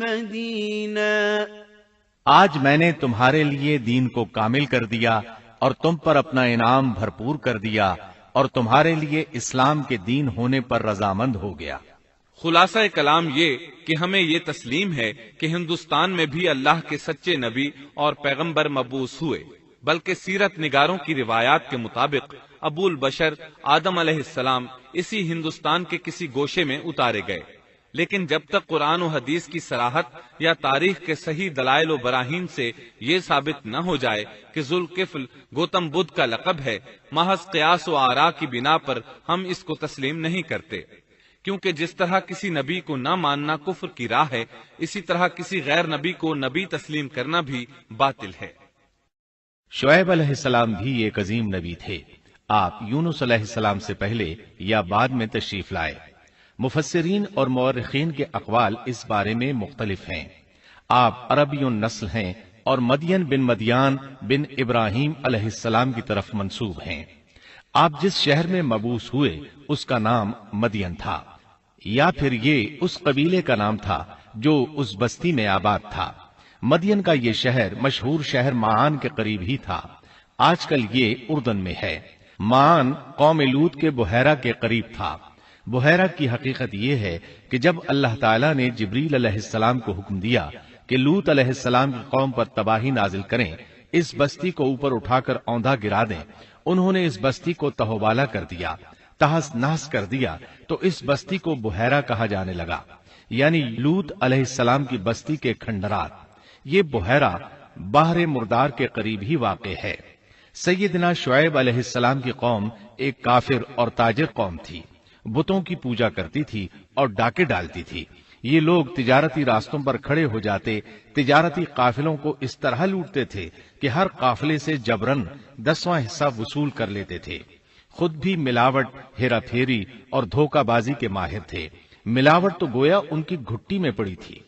تمام انبیاء کرام علیہم السلام کی ذمہ داری ہوتی ہے کہ لوگوں کو خالص اللہ کی عبادت کی طرف بلائیں، درست اعمال اور صحیح عقائد کی طرف ان کی رہنمائی کریں۔ اس کے ساتھ یہ بھی ان کی ذمہ داری ہوتی ہے کہ اہم معاشرتی، اقتصادی اور سیاسی امور کی بھی رہنمائی کریں۔ حقیقت یہ ہے کہ تمام انبیاء کرام کا طریقہ یہی تھا کہ جہاں کہیں قوم میں کوئی ٹیڑھا پن دیکھتے اس کی اصلاح فرمانے کی کوشش کرتے، عبادت اور عقیدے کی اصلاح کرنے کے ساتھ ساتھ دوسری خرابیوں کا بھی سامنا کرتے جو اس قوم میں پائی جاتی تھی۔ اہل مدین میں ملاوٹ کا رجحان سب سے بڑھ کر تھا، ماپ تول میں کمی کرتے تھے۔ اس کے ساتھ اس قوم میں درختوں کی عبادت کرنے کا رجحان بھی پایا جاتا تھا، وہ درختوں کے پجاری تھے۔ اسی لیے اللہ تعالیٰ نے سورۃ الحجر آیت 78 میں فرمایا ہے، وَإِن كَانَ أَصْحَابُ الْأَيْكَةِ لَظَالِمِينَ، اور بے شک ایکا والے بھی بڑے ظالم تھے۔ اسی طرح سورۃ الشعراء آیت 176 میں باری تعالیٰ فرماتے ہیں، كَذَّبَ أَصْحَابُ الْأَيْكَةِ الْمُرْسَلِينَ، ایکا والوں نے بھی رسولوں کو جھٹلایا۔ اس قوم نے تو صرف شعیب علیہ السلام کی تکذیب کی تھی، پھر اللہ تعالیٰ نے رسولوں کی تکذیب کیوں فرمایا؟ اس کا جواب یہ ہے کہ ایک رسول اور نبی کی تکذیب تمام انبیاء کرام کی تکذیب ہے، کیونکہ سب انبیاء کرام کی دعوت ایک ہے، سب کے سب ایک ہی دعوت دیتے رہے ہیں، سب کا ایک ہی اعلان تھا، أَنِ اعْبُدُوا اللَّهَ وَاتَّقُوهُ وَأَطِيعُونِ، تم اللہ کی عبادت کرو اور اسی سے ڈرو اور میرا کہنا مانو۔ یہ تھی تمام انبیاء کرام کی دعوت۔ اللہ سورۃ الاعراف آیت 59 میں فرماتے ہیں، اعبدوا اللہ ما لکم من الہ غیرہ، تم اللہ کی عبادت کرو، اس کے سوا تمہارا کوئی معبود نہیں۔ مطلب یہ کہ تمام انبیاء کی دعوت ایک ہی تھی۔ اب جو آدمی صرف ایک نبی کو جھٹلاتا ہے، اس کی تعلیمات سے کفر کرتا ہے، تو گویا وہ سب کو جھٹلاتا ہے، سبھی کی تعلیمات سے انکار کرتا ہے۔ یہی وجہ ہے کہ اللہ تعالیٰ نے فرمایا، ایکا والوں نے رسولوں کو جھٹلایا، باوجود اس کے کہ انہوں نے صرف ایک رسول کو جھٹلایا تھا۔ شعیب علیہ السلام نے قوم کو دعوت دینی شروع کی۔ اللہ تعالیٰ سورہ اعراف آیت 85 میں فرماتے ہیں، وَإِلَى مَدْيَنَ أَخَاهُمْ شُعَيْبًا قَالَ يَا قَوْمِ اعْبُدُوا اللَّهَ مَا لَكُمْ مِنْ إِلَٰهٍ غَيْرُهُ قَدْ جَاءَتْكُمْ بَيِّنَةٌ مِّن رَّبِّكُمْ، اور ہم نے مدین کی طرف ان کے بھائی شعیب کو بھیجا، انہوں نے فرمایا، اے میری قوم، تم اللہ کی عبادت کرو، اس کے سوا تمہارا کوئی معبود نہیں، تمہارے پاس تمہارے پروردگار کی طرف سے واضح دلیل آ چکی ہے۔ سب کے سب انبیاء کرام معجزات کے ساتھ تشریف لائے ہیں۔ اگر معجزات نہ ہوتے تو لوگوں کو کیسے پہچان ہوتی کہ وہ حق پر ہیں؟ معجزات نہ ہوتے تو ہم ایک سچے نبی اور نبوت کے جھوٹے مدعی کے درمیان فرق کیسے کر سکتے تھے؟ نبی برحق تو معجزات لے کر آتا ہے، دنیا میں کوئی نبی ایسا نہیں آیا جو معجزات لے کر نہ آیا ہو۔ معجزے کی تعریف میں علماء لکھتے ہیں، المعجزة امر خارق للعادة شيء لا يستطيعه البشر وليس من صنع البشر۔ معجزہ اس خلاف عادت امر کو کہتے ہیں جو انسانوں کی طاقت سے بالا ہو اور اس میں کسی آدمی کا عمل دخل نہ ہو، یعنی جس کو پیش کرنے سے انسان عاجز ہوں۔ عاجز کرنے والی وہی چیز ہوتی ہے جو زمینی قوانین اور ضوابط کے خلاف ہو، مثلا مردوں کا زندہ کرنا، پہاڑوں کو چیر کر اونٹنی کا نکل آنا، لاٹھی کا سانپ بن جانا، چاند کا 2 ٹکڑے ہونا اور دیگر معجزات۔ مختصر یہ کہ جو نبی دنیا میں تشریف لائے کوئی نہ کوئی معجزہ ضرور ساتھ لائے تاکہ لوگ ان کی سچائی پر ایمان لے آئیں۔ اگر کوئی شخص نبوت کا دعویٰ کرے اور ہاتھ کی صفائی سے کوئی شعبدہ دکھائے تو وہ معجزہ نہیں ہے۔ معجزہ ہونے کے لیے چند شرائط ہیں۔ نمبر 1، وہ کام خلاف عادت ہو، قوانین فطرت کو توڑنے والا ہو۔ نمبر 2، اس کام کو اللہ کسی نبی یا رسول کے ہاتھوں پر ظاہر کرے۔ نمبر 3، عورتوں سے ظاہر نہ ہو، اس لیے کہ انبیاء سب کے سب مرد تھے۔ اللہ تعالیٰ سورہ یوسف آیت 109 میں فرماتے ہیں، وَمَا أَرْسَلْنَا مِن قَبْلِكَ إِلَّا رِجَالًا۔ آپ سے پہلے ہم نے جتنے رسول بھیجے سب مرد ہی تھے۔ نمبر 4، اس معجزے سے وہ دوسروں کو چیلنج بھی کرے کہ مخالفین میں سے کوئی ایسا کر کے دکھائے، چاہے سب مل کر دکھائیں۔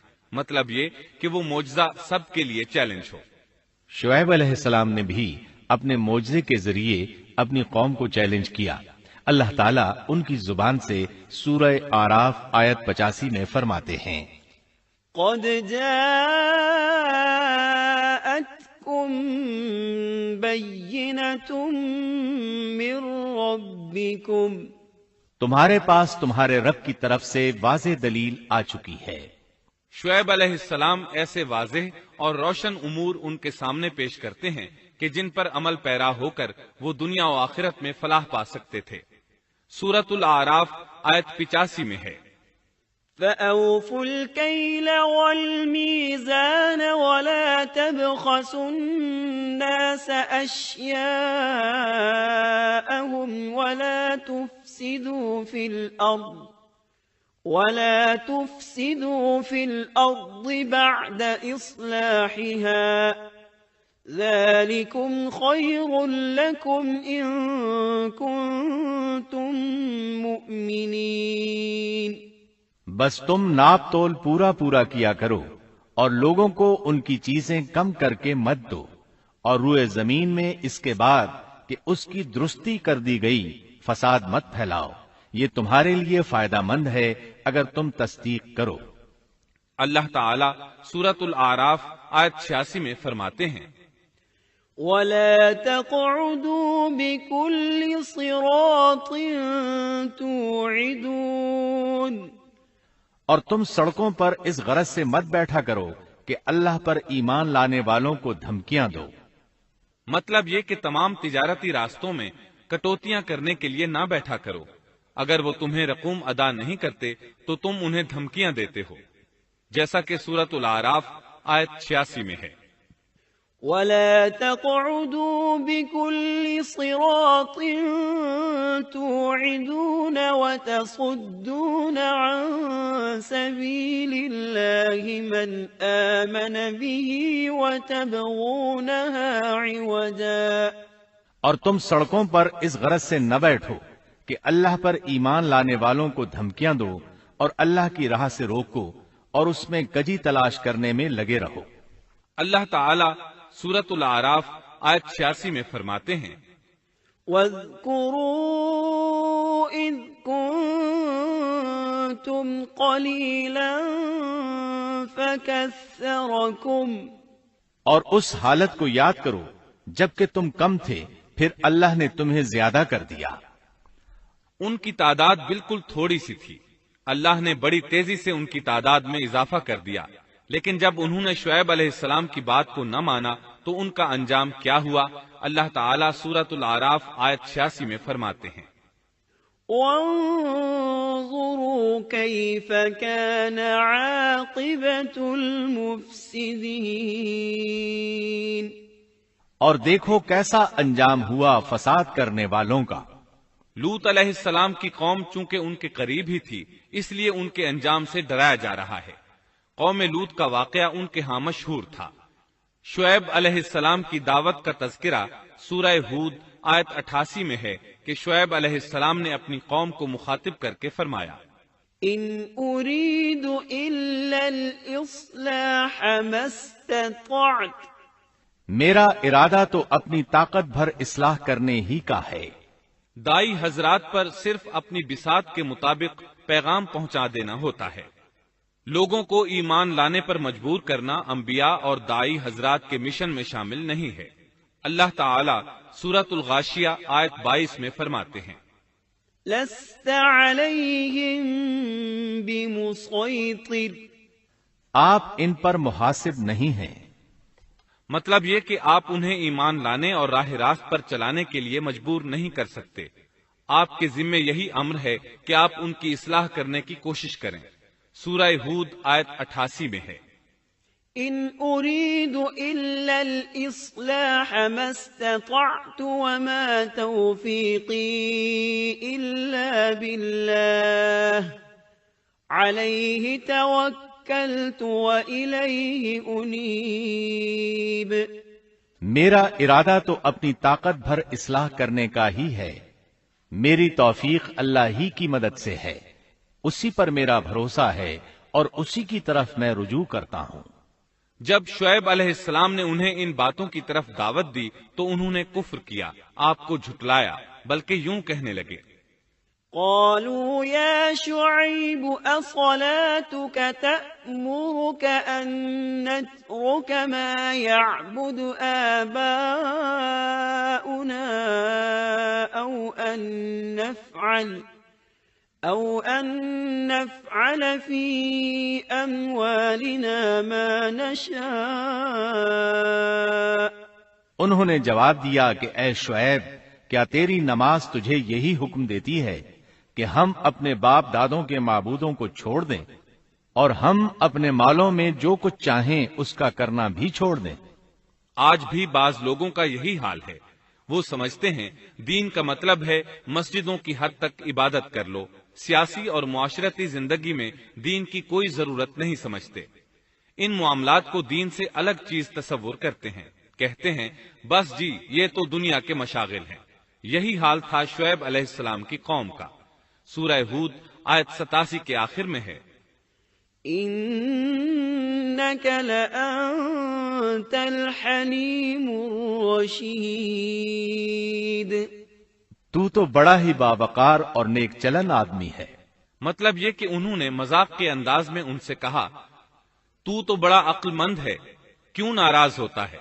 سیدنا ابن عباس رضی اللہ عنہما سے روایت ہے کہ وہ یہ بات ان سے مذاق کے انداز میں کہتے تھے، ان کی تعریف نہیں کرتے تھے۔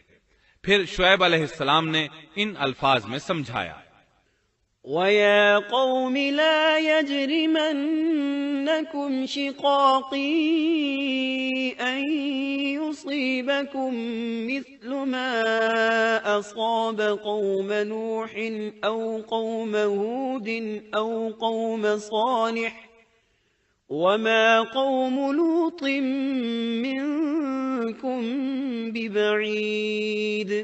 اور اے میری قوم، میرے خلاف ضد تمہارے لیے اس بات کا باعث نہ ہو جائے کہ تمہیں بھی ویسا ہی معاملہ پیش آ جائے جیسا قوم نوح یا قوم ہود یا قوم صالح کو پیش آ چکا ہے، اور قوم لوط تو تم سے کچھ دور نہیں۔ مطلب یہ تھا کہ قوم لوط تو تمہارے بالکل نزدیک تھی، ان پر آنے والے عذاب سے تو تم خود اچھی طرح خبردار ہو، جانتے ہو ان کے ساتھ کیا سلوک ہو چکا ہے۔ پھر آپ نے فرمایا، وَاسْتَغْفِرُوا رَبَّكُمْ ثُمَّ تُوبُوا إِلَيْهِ إِنَّ رَبِّي رَحِيمٌ وَدُودٌ۔ تم اپنے رب سے استغفار کرو اور اس کی طرف توجہ کرو، یقین مانو کہ میرا رب بڑی مہربانی والا اور بہت محبت کرنے والا ہے۔ جب وہ اپنی ضد پر اڑے رہے تو شعیب علیہ السلام نے یوں فرمایا، تو ذرا ٹھہر جاؤ یہاں تک کہ ہمارے درمیان اللہ فیصلہ کیے دیتا ہے، اور وہ سب فیصلہ کرنے والوں سے بہتر ہے۔ پہلے تو عام واعظ و نصیحت فرمائی، جب قوم نہ سمجھی تو انہیں سابقہ ہلاک شدہ قوموں کی مثالیں دی، ڈرایا کہ کہیں تمہیں بھی ایسے ہی عذابوں سے دوچار نہ ہونا پڑے، لیکن انہوں نے کسی بات کا اثر نہ لیا، الٹا یوں کہنے لگے، انما انت من المسحرین ما انت أنت إلا بشر مثلنا وإن نظنك لمن الكاذبين فأسقط علينا كسفا من السماء إن كنت من الصادقين۔ تو ان میں سے ہے جن پر جادو کر دیا جاتا ہے، اور تو ہم ہی جیسا ایک انسان ہے، اور ہم تو تجھے جھوٹ بولنے والوں میں سے ہی خیال کرتے ہیں۔ اگر تو سچے لوگوں میں سے ہے تو ہم پر آسمان کا کوئی ٹکڑا گرا دے۔ مطلب یہ کہ آخرکار یہ لوگ پہلے لوگوں یعنی عاد اور سمود کے نقش قدم پر چلنے لگے۔ ان کے انبیاء انہیں حق کی طرف بلاتے رہے، وہ انکار کرتے رہے، آخر ان پر اللہ کے عذاب اترے۔ ایسے ہی یہ لوگ بھی شعیب علیہ السلام کو دھمکیاں دینے لگے، ان کے مقابلے پر اتر آئے۔ سورۃ الاعراف آیت 88 میں ہے کہ شعیب علیہ السلام کی قوم کے کافر سرداروں نے ان سے کہا، قال الملأ الذين استكبروا من قومه لنخرجنك يا شعيب والذين آمنوا معك من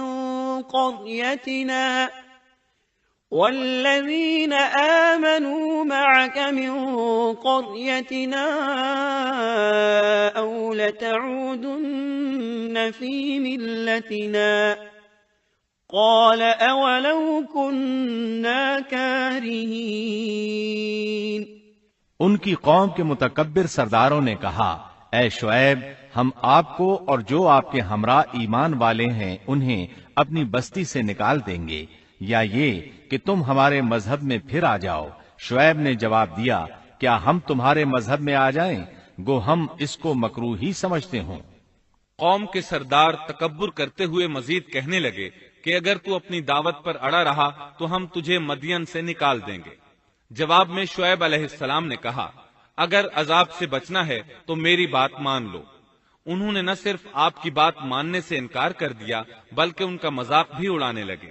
اس کا ذکر سورہ ہود آیت 91 میں آیا ہے۔ قالوا يا شعيب ما نفقه كثيرا مما تقول۔ انہوں نے کہا، اے شعیب، تیری اکثر باتیں تو ہماری سمجھ ہی میں نہیں آتی۔ شعیب علیہ السلام نے انہیں پھر سمجھایا تو وہ بولے، قالوا يا شعيب ما نفقه كثيرا مما تقول وإنا لنراك فينا ضعيفا ولولا رهطك لرجمناك وما أنت علينا بعزيز۔ اے شعیب، تیری اکثر باتیں تو ہماری سمجھ ہی میں نہیں آتی، اور ہم تو تجھے اپنے اندر بہت کمزور پاتے ہیں۔ اگر تیرے قبیلے کا خیال نہ ہوتا تو ہم تجھے سنسار کر دیتے، اور ہم پر تمہارا دباؤ تو ہے ہی نہیں۔ اس پر آپ نے فرمایا، یا قوم ارہطی اعز علیکم من اللہ۔ اے میری قوم کے لوگو، کیا تمہارے نزدیک میرے قبیلے کے لوگ اللہ سے بھی زیادہ عزت والے ہیں؟ مطلب یہ کہ تم میری قوم قبیلے سے تو ڈرتے ہو لیکن اللہ تعالیٰ کا تمہیں کچھ بھی ڈر نہیں۔ اس موقع پر انہوں نے اپنی قوم کو یوں خبردار کیا، وَيَا قَوْمِ اعْمَلُوا عَلَى مَكَانَتِكُمْ إِنِّي عَامِلٌ سَوْفَ تَعْلَمُونَ مَن يَأْتِيهِ عَذَابٌ يُخْزِيهِ وَمَنْ هُوَ كَاذِبٌ وَارْتَقِبُوا إِنِّي مَعَكُمْ رَقِيبٌ۔ اے میری قوم، اب تم اپنی جگہ عمل کیے جاؤ، میں بھی عمل کر رہا ہوں۔ بہت جلد تمہیں معلوم ہو جائے گا کہ کس کے پاس وہ عذاب آتا ہے جو اسے رسوا کر دے اور کون ہے جو جھوٹا ہے۔ تم بھی انتظار کرو، میں بھی تمہارے ساتھ انتظار کرتا ہوں۔ پھر آپ نے دعا فرمائی، اے اللہ، میرے اور میری قوم کے درمیان فیصلہ کر دے۔ ادھر قوم کے لوگ انہیں بستی سے نکالنے اور سنسار کرنے کی دھمکیاں دینے لگے۔ آپ کی دعا کے الفاظ سورہ آراف آیت 99 میں آئے ہیں۔ ربنا افتح بيننا وبين قومنا بالحق وأنت خير الفاتحين۔ اے ہمارے پروردگار، ہمارے اور ہماری قوم کے درمیان حق کے موافق فیصلہ کر دے، اور تو سب سے اچھا فیصلہ کرنے والا ہے۔ آخر کار فیصلے کی گھڑی آ پہنچی۔ اللہ تعالیٰ نے سیدنا شعیب علیہ السلام اور ان پر ایمان لانے والوں کو نجات عطا فرمائی، اور ان کی قوم پر عجیب و غریب عذاب نازل ہونا شروع ہوا، اور عذاب صرف ایک ہی قسم کا نہیں تھا، کئی نوعیتوں اور شکلوں میں آیا۔ اللہ سبحانہ و تعالی ہمیں اپنی قدرت کی نشانیاں دکھاتے ہیں کہ قوم عاد کس طرح تند و تیز ہواؤں سے تباہ کی گئی، جبکہ شعیب علیہ السلام کی قوم کو اس کے بالکل برعکس عذاب دیا گیا۔ اللہ تعالیٰ نے ہوا کو روک لیا، حالت ایسی ہو گئی کہ ہوا بالکل نہ چلی، گرمی اور حرارت تیز ہو گئی۔ پھر اللہ تعالیٰ نے بستی سے باہر ایک بادل بھیجا، اس کے نیچے سایہ تھا، بچے، بوڑھے، جوان اور عورتیں سبھی اس سائے میں جگہ پانے کے لیے بھاگے تاکہ گرمی سے بچ سکیں۔ آخر بادل کے نیچے پہنچ کر بیٹھ گئے۔ جو ہی سب وہاں پہنچ کر بیٹھے، ان کے نیچے کی زمین ہلنے لگی، ہچکولے کھانے لگی، یہاں تک کہ زلزلہ شروع ہو گیا، سب گھٹنوں کے بل گرتے چلے گئے۔ اسی وقت جبریل علیہ السلام تشریف لائے اور ایسی زوردار چیخ ماری کہ اس چیخ کی شدت کی تاب نہ لاتے ہوئے سب کے سب وہیں ڈھیر ہو گئے۔ اللہ تعالیٰ سورۃ الشعراء آیت 189 میں فرماتے ہیں، فَأَخَذَهُمْ عَذَابُ يَوْمِ الظُّلَّةِ، پس انہیں سائبان والے دن کے عذاب نے پکڑ لیا۔ جب انہوں نے سائے اور ہوا کو گم پایا تو بادل کو دیکھتے ہی اس کے سائے کی طرف لپکے، لیکن اس میں تو عذاب تھا، اور انہوں نے یہی تو کہا تھا، فَأَسْقِطْ عَلَيْنَا كِسَفًا مِّنَ السَّمَاءِ إِن كُنتَ مِنَ الصَّادِقِينَ۔ اگر تم سچے لوگوں میں سے ہو تو ہم پر آسمان کا کوئی ٹکڑا گرا دو۔ بس اللہ تعالیٰ نے آسمان سے ایسا ہی عذاب بھیج دیا۔ اللہ سورہ آراف آیت 91 میں فرماتے ہیں، فَأَخَذَتْهُمُ الرَّجْفَةُ فَأَصْبَحُوا فِي دَارِهِمْ جَاثِمِينَ۔ پس انہیں زلزلے نے آ پکڑا، سو وہ اوندھے کے اوندھے پڑے رہ گئے۔ اللہ تعالیٰ مزید فرماتے ہیں، سورہ ہود آیت 94 تا 95 میں ہے، وَلَمَّا جَاءَ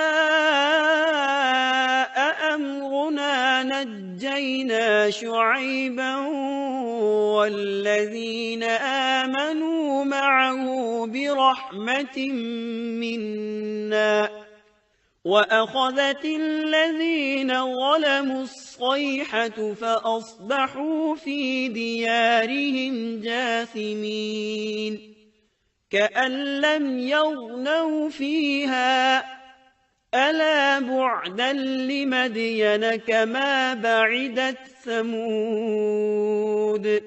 جب ہمارا عذاب آ پہنچا، ہم نے شعیب کو اور ان کے ساتھ تمام مسلمانوں کو اپنی خاص رحمت سے نجات بخشی، اور ظالموں کو سخت چنگھاڑ نے آ پکڑا جس سے وہ اپنے گھروں میں اوندھے پڑے رہ گئے، گویا کہ وہ ان گھروں میں کبھی بسے ہی نہ تھے۔ آگاہ رہو، مدین والوں کے لیے بھی ویسی ہی پھٹکار ہے جیسی پھٹکار سمود پر پڑی۔ شعیب علیہ السلام اور ان پر ایمان لانے والے ان لوگوں سے دور کھڑے تھے، وہ ان کی طرف حسرت بھری نگاہوں سے دیکھ رہے تھے۔ سورہ آراف آیت 93 میں ارشاد ربانی ہے، فَتَوَلَّى عَنْهُمْ وَقَالَ يَا قَوْمِ لَقَدْ أَبْلَغْتُكُمْ رِسَالَاتِ رَبِّي وَنَصَحْتُ لَكُمْ فَكَيْفَ آسَى عَلَى قَوْمٍ كَافِرِينَ۔ اس وقت شعیب ان سے منہ موڑ کر چلے اور فرمانے لگے، اے میری قوم، میں نے تمہیں اپنے پروردگار کے احکام پہنچا دیے اور میں نے تمہاری خیر خواہی کی، پھر میں ان کافر لوگوں پر کیوں رنج کروں؟ اس کے بعد وہ دوبارہ مدین کی طرف لوٹ آئے، کیونکہ مدین شہر تو باقی رہ گیا تھا، صرف اہل مدین ہی تباہ ہوئے تھے۔ بعد میں لوگ آہستہ آہستہ مدین میں آ کر آباد ہونے لگے۔ مدین شہر پھر سے آباد ہو گیا، اس کی رونقیں لوٹ آئیں۔ اب مدین کے اکثر باشندے مسلمان تھے، وہ مسلمان جو شعیب علیہ السلام کے ساتھ تھے۔ وہ اور دوسرے علاقوں سے آنے والے کفار اب اس شہر کے باشندے تھے، اور یہی وہ مدین شہر تھا جس میں سیدنا موسیٰ علیہ السلام تشریف لائے تھے۔ شعیب علیہ السلام کا قصہ اپنے اختتام کو پہنچا۔ اب ہم آپ کو اصحاب القریہ کا قصہ سنائیں گے۔ اصحاب القریہ کا قصہ اللہ تعالی نے سورہ یاسین میں بیان فرمایا ہے۔ اللہ تعالی اس سورہ کی آیت 13 میں فرماتے ہیں، واضرب لهم مثلا أصحاب القرية إذ جاءها المرسلون، اور آپ ان کے سامنے ایک مثال یعنی ایک بستی والوں کا قصہ بیان کیجئے جبکہ اس بستی میں کئی رسول آئے۔ اکثر مفسرین کے قول کے مطابق یہ بستی انطاکیہ ہے۔ یہ ملک شام کے شمال میں ترکی کے قریب واقع ہے۔ اس بستی میں اللہ تعالیٰ کے رسول تشریف لائے، جیسا کہ سورہ یاسین آیت 14 میں ہے۔ إذ أرسلنا إليهم اثنين، جب ہم نے ان کے پاس 2 رسولوں کو بھیجا۔ ایک ہی وقت میں 2 نبی دونوں دعوت پیش کرتے ہیں، لیکن ہوا کیا؟ اللہ فرماتے ہیں، فكذبوهما فعززنا بثالث فقالوا إنا إليكم مرسلون۔ سو ان لوگوں نے اول دونوں کو جھٹلایا، پھر ہم نے تیسرے سے تائید کی، سو ان تینوں نے کہا کہ ہم تمہارے پاس بھیجے گئے ہیں۔ مطلب یہ کہ 3 نبی بیک وقت انہیں اللہ کا پیغام سناتے رہے۔ ایک قول کے مطابق ان تینوں کے نام صادق، صدوق اور شلوم تھے۔ واللہ عالم۔ انہوں نے اپنی قوم کو توحید کی دعوت دینی شروع کی، انہیں ڈرانا شروع کیا اور یہ اعلان بھی کیا، وما علينا إلا البلاغ المبين، ہمارے ذمے تو صرف واضح